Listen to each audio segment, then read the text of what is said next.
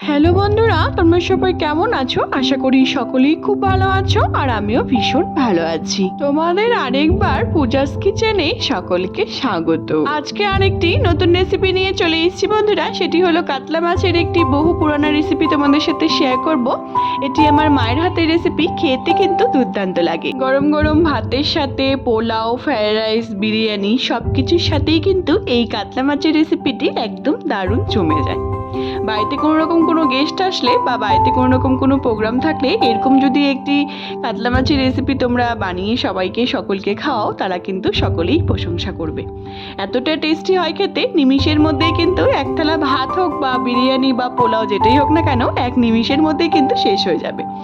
একদমই ইউনিক রকমভাবে রেসিপিটি আজকে শেয়ার করবো বন্ধুরা। শীতের মটরশুঁটি আর ক্যাপসিকাম দিয়ে এরকম একটি ইউনিক রেসিপি, সেটি হলো ক্ষীর কাতলা। খেতে কিন্তু দুর্দান্ত হয়। রেসিপির সমস্ত উপকরণগুলি আমি আমার ডেসক্রিপশন বক্সে দিয়ে দেবো, তোমরা সবাই দেখে নেবে। সবার প্রথমে আমি বেশ কিছুটা কাতলা মাছ নিয়ে নিয়েছি, খুব ভালো করে ধুয়ে পরিষ্কার করে কিন্তু নিয়ে নিয়েছি। এবার আমি মাছগুলিকে ম্যারিনেট করে নিচ্ছি। আমরা কিন্তু এই রেসিপিতে হলুদের ব্যবহার একদমই করব না, তোমরা চাইলে পরে সামান্য একটু দিতে পারো। সবার প্রথমে দিচ্ছি আমি বেশ কিছুটা স্বাদ মতো নুন দিয়ে দিলাম, আর দিচ্ছি গোলমরিচের গুঁড়ো দিয়ে খুব ভালো করে মাছগুলিকে মেখে নেব। মাছগুলিকে খুব ভালো মতো করে মেখে আমি 5 থেকে 7 মিনিট কিন্তু রেখে দেব। সামনেই কিন্তু হোলি উৎসব, তাহলে যদি হোলির দিনে এরকম একটি কাতলা মাছের রেসিপি হয়, তাও আবার ক্ষীর কাতলা, তাহলে আমার মনে হয় হোলিটি কিন্তু খুবই জমে যায়। মাংস তো আমাদের বাড়িতে প্রায় হয়েই থাকে হোলি স্পেশালে, তাহলে যদি এর মাংসের সাথে যদি এরকম একটি মাছের রেসিপি হয়, আমার মনে হয় হোলিটি কিন্তু আরও জমে যাবে, কি বলো? তারপর এখানে মাছগুলিকে মেখে আমি 5 থেকে 7 মিনিট রেখে দিলাম। তারপর কড়াইয়ের মধ্যে বেশ কিছুটা সাদা তেল আমি দিয়ে দিয়েছি। খুব ভালো করে যখন প্রিহিট হয়ে যাবে তখন আমি মাছগুলিকে ভেজে নেব। আমি কিন্তু এই রেসিপিতে বন্ধুরা সাদা তেল আর ঘি ব্যবহার করব, সরষের তেল কিন্তু একদমই ব্যবহার করব না। খুব ভালো করে কিন্তু মাছগুলিকে ভেজে নিতে হবে, খুব বেশি কিন্তু কড়া করে ভাজবো না, হালকা ভেজে আমি তুলে নেব। মোটামুটি ভেজে মাছগুলি লালচে রং ধরে গেলেই পরই মাছগুলিকে ভেজে কিন্তু আমি তুলে নিচ্ছি। একসঙ্গে কিন্তু মাছগুলিকে একবারে ভাজার চেষ্টা করবে না, নাহলে মাছগুলি অনেক সময় ভেঙে যাওয়ার ভয় থাকবে, খেতে কিন্তু একদমই ভালো হবে না। দেখো আমাদের প্রথম ব্যাচের মাছ ভাজা কিন্তু প্রায় হয়েই এসছে। এবার আমি মাছগুলিকে উঠিয়ে নামিয়ে নিচ্ছি। তারপর আমি সেকেন্ড ব্যাচেরও মাছগুলিকে সেমভাবেই কিন্তু একই পদ্ধতিতে ভেজে আমি তুলে নেব। দেখো বন্ধুরা, আমি কিন্তু খুব কড়া করে ভাজিনি, হালকা মিডিয়াম করে কিন্তু ভেজে কিন্তু আমি তুলে নিয়েছি। তারপর এবার আমি সেকেন্ড ব্যাচের মাছগুলিকেও সেমভাবে একই পদ্ধতিতে কিন্তু ভেজে কিন্তু তুলে নিচ্ছি। তোমরা বিশ্বাস করো বন্ধুরা, কাতলা মাছের ঝোল, কালিয়া বা অন্যরকম রেসিপি কিন্তু আমরা খেয়েই থাকি, কিন্তু এই ক্ষীর কাতলাটি এতটাই পুরনো রেসিপি হলেও কিন্তু এর স্বাদ কিন্তু হয় অসাধারণ। আমি তোমাদের সাথে একদমই ভিন্ন স্বাদে নতুনত্বভাবে রেসিপিটি আজকে শেয়ার করছি। আশা করি তোমাদের সকলেরই কিন্তু ভীষণই ভালো লাগবে।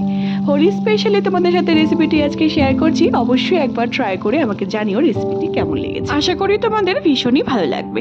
তারপর আমাদের যা যা লাগছে রেসিপির জন্য সেগুলি কিন্তু আমি রেডি করে নিয়েছি। বেশ কিছুটা পেঁয়াজ কুচি, কাঁচা লঙ্কা, ক্যাপসিকাম, টমেটো, আর লাগছে আমাদের বেশ কিছুটা কড়াইশুঁটি, আর লাগছে বেশ কিছুটা কাজু কিশমিশ, আর যা যা আমাদের ফোড়নে লাগছে গোটা জিরে, ছোট এলাচ, লং, শুকনো লঙ্কা, দারচিনি আমি কিন্তু রেডি করে নিয়েছি। এদিকে আমাদের মাছগুলি কিন্তু ভাজা হয়ে গেছে। এবার আমি মাছগুলিকে তুলে নিচ্ছি। বন্ধুরা দেখতে পাচ্ছ আমি কিন্তু একই রকমভাবে কিন্তু বাদবাকি মাছগুলিকে কিন্তু ভেজে কিন্তু তুলে নিচ্ছি। এরপর আমাদের বাদবাকি মাছগুলো যে আছে আটগুলোকেও সেগুলিকেও আমি একই রকমভাবে ভেজে কিন্তু তুলে নেব।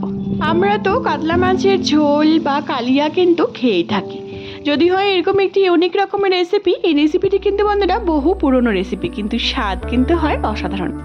দেখো আমি মাছগুলিকে ভেজে কিন্তু নামিয়ে নিয়েছি, আর লাগছে বেশ কিছুটা আমাদের লিকুইড দুধ। আমি কিন্তু 1 বাটির মতো এখানে দুধ নিয়ে নিয়েছি।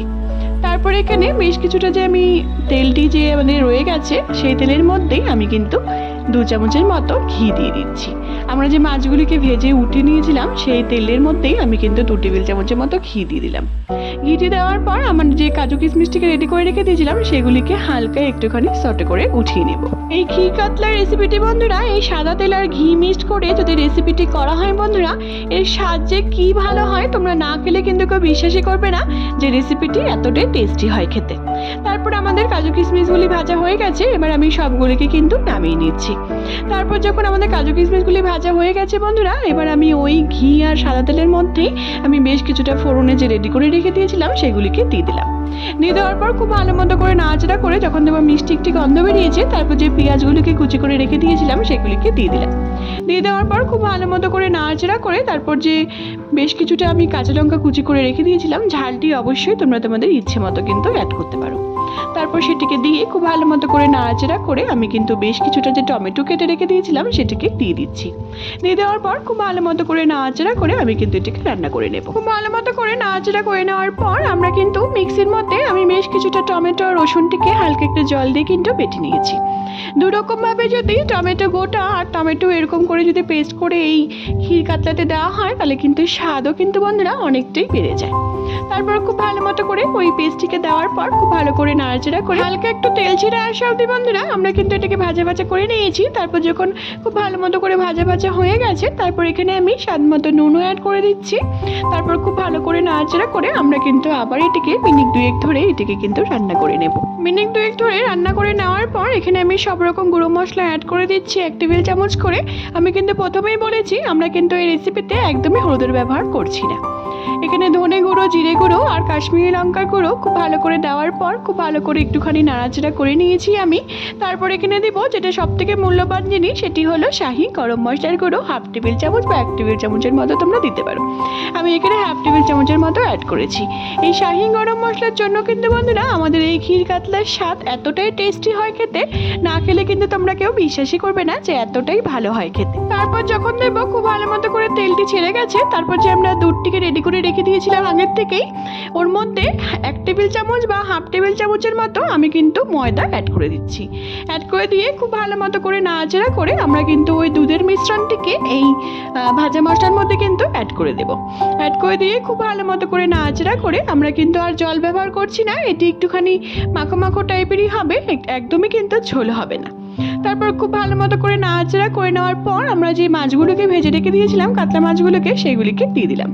দিয়ে দেওয়ার পর খুব ভালো মতো করে এটিকে কিন্তু ফুটতে দেবো। যখন আর কাতলা মাছের ওই একঘেয়েমি ওই ঝোল আর কালিয়া বা খেতে অন্য কোনো রেসিপি ভালো লাগবে না, তখন তোমরা এই কাতলা মাছের এই রেসিপিটি একবার ট্রাই করার অবশ্যই সকলকে কিন্তু আমার অনুরোধ রইল।